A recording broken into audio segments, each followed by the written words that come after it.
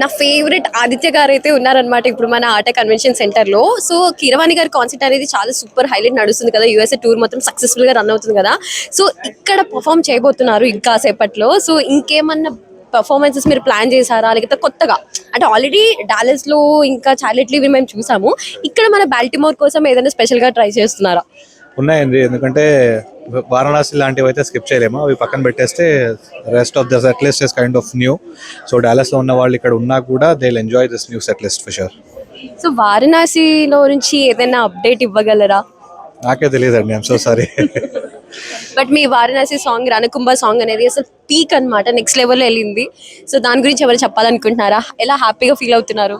Yeah, it's a great opportunity. India's biggest మూవీలో పాడగలిగే opportunity ఏ సింగర్కి వచ్చినా కూడా చాలా పెద్ద opportunity. So I'm very blessed to have that. All thanks to Keeravani sir once again. Thank you so much.